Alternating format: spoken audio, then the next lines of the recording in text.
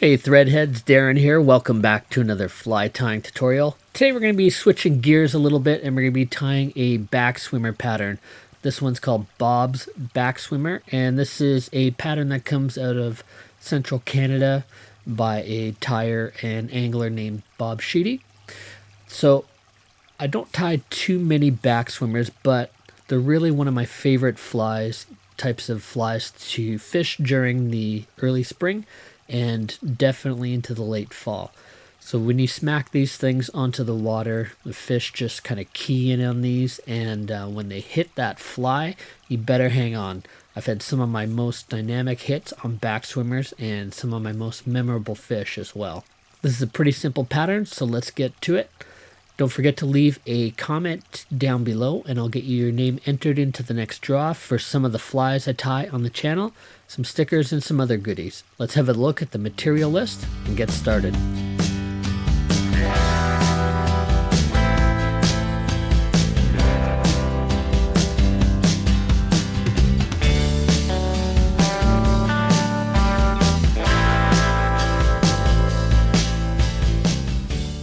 Alright, let's get started. We're going to grab a fresh hook, put in the vise. Today we're going to be tying on a Firehole 315, and we're going to be tying this in a size 10.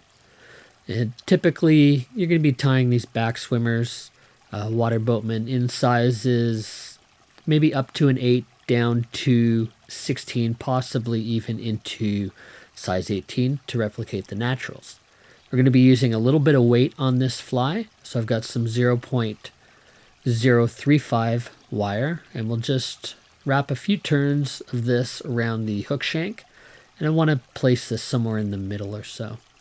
So 5 or 6 wraps should be good. I'm going to use the back curved portion of our scissors there just to cut that off. I like to cut that off at an angle and then push it down with my scissors if I can.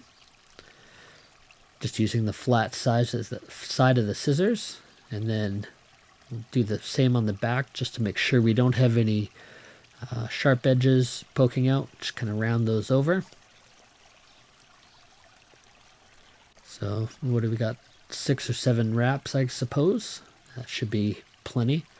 We're going to be using a 70 denier ultra thread in olive on this. The thread color isn't so much an important aspect to the fly. You want to kind of use something that's going to blend into your dubbing when you finish off the fly on the head. So we're just going to wrap, starting behind the eye, we'll wrap over the lead. We're just going to take a few wraps over non-lead, and just to secure that down, just so that it's not going to roll around on us. We're going to leave our thread about halfway into the weight. Then we're going to take a single piece of pearl crystal flash, and we're just going to double up the ends here. And we'll tie those down. We want to try and get those right on top of the hook shank. And so for part of the reason for starting in the middle is just to give yourself a bit of a runway so that you can get those placed right on top of the hook shank when you get down to the back end. We'll trim those off about 2 times the length of the fly. So 1.5 to 2 times is good. And we'll just kind of pull those out, splay them apart. That looks not too bad. Alright, so for the next aspect of the fly, we're going to tie in the material for our shell back. And we're going to be using ringneck pheasant. We're going to grab somewhere between 12 and 16 pheasant tail fibers. We want to pull those all off at the same time. And we'll just trim off those butts. We don't really need those. Those will just get in the way. So when you look at the pheasant tail, there'll be a light side like this, and then you'll have a dark side. So we'll just switch that over in our fingers. And it's that dark side we want to have on the top. So when we tie those in, we'll have the top side of the feathers facing up. And you want to try and just keep those fibers together as much as possible. You don't really want them splitting out apart. And we'll tie down the rest of the fibers. You can trim those off if you want. They're going to all be hidden underneath our body anyways, so it's not too big of a deal. So next we're going to be using a little bit of dubbing. So just to show you, here's the olive Senyo's dubbing. It's a pretty decent color, but I've actually blended up my own color for this, and I'm using a little bit of olive and a touch of black wool or acrylic, and a little bit of gold in there as well.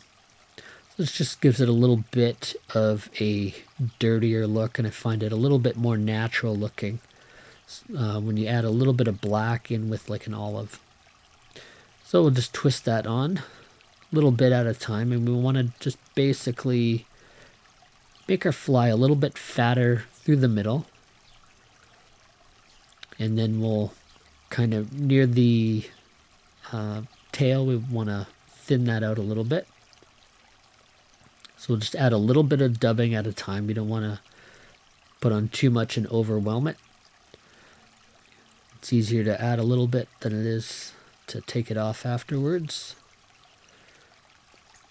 And then we'll just kind of taper that towards the middle, towards the forward end of where we have our weight. So next we're going to take a couple biots, goose biots, and for the color that we're using today, this is actually a superfly color called Rusty Spinner. I don't know if those are still available or not, but if you have something in mahogany or a brown color, that'll do just fine. So we're going to snip off 2 of those biots, and I'm just going to orient those so that they splay away from each other. So they've got, near the tips, they've got a natural curve in those. So we're just going to put those together so that they splay away from each other, and then we're going to push those along the front of the hook shank and kind of split the body, just so we can tie those in alongside. And we're going to tie those in just on the last couple wraps of weight, just so that they have a nice solid purchase here. And then we'll trim off the butt ends when we're satisfied with that.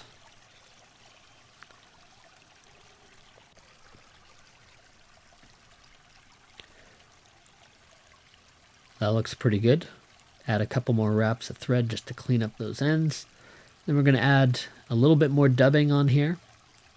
And we're just going to cover up the tie-in point for the biots, and we're going to try and leave a little bit of room at the head here. We don't want to crowd that quite yet.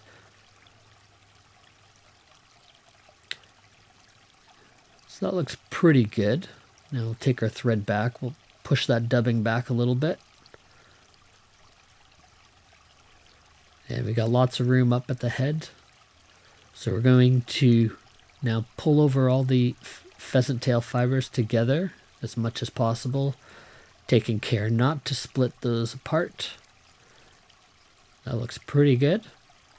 So just with those all grasped forward, I'm going to take a couple loose wraps of thread, and then once everything's in place and everything looks good to your eye, you can go ahead and add a couple heavier wraps and then trim off the butt ends of those pheasant tail fibers, and then we'll give it a bit more of a wrap here just to make sure everything's tightened down well.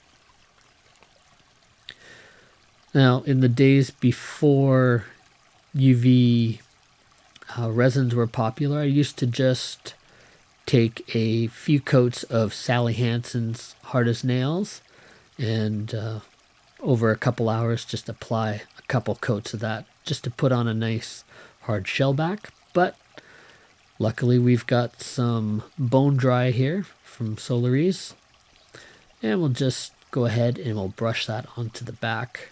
Don't need to get too heavy of a coating on here for the first layer. We'll go ahead and just let that soak into the fibers for a second, and then we'll hit that with the UV light.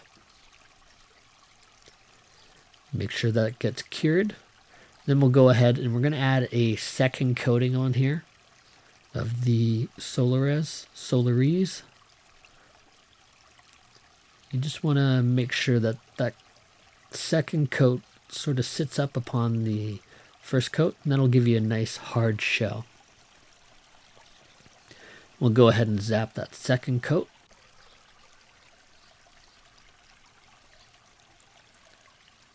So you could probably leave the fly as is here, but I'm going to add a third coat on here. We're just going to put a light coat of Sally Hansen's Hardest Nails on top of the bone dry. And then we just have to be careful as we finish the fly that we're not going to be touching the top of that, or we're not going to get any materials in there. So just a couple light touches. You just want a little bit of the varnish on top. And that'll soak around into the body a little bit, and it'll help give it a nice hard shell, and that kind of helps it flow through the water a little bit quicker, I think. So just to finish up this fly, we're just going to take a little bit more of our dubbing, and we're just going to add enough for maybe 2 or 3 wraps around the head of the fly, or maybe 6 wraps. Who counts? All right, that's about it. We're just going to add a whip finish to the fly.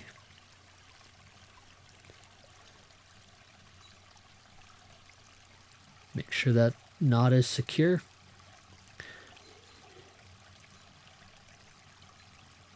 Make sure we can give that a little trim. And that one's good enough to go into the box now. We can wait till spring, or we can wait till fall and get ready to hold on for some good fishing action. Hey fly tyers, thanks for stopping by and checking out my fly tying videos. If you enjoyed the video and want to show your support, hit the thumbs up and share it to your social networks. I hope you consider subscribing to the channel, and if you do, be sure to hit the bell icon to get notifications on my latest fly patterns, tips, and reviews. If you have a question or comment, leave a message below. You'll also be entered into the next draw for some of the flies I tie and a few stickers. Until next time, this is Darren saying, keep a hook in your vise. Cheers.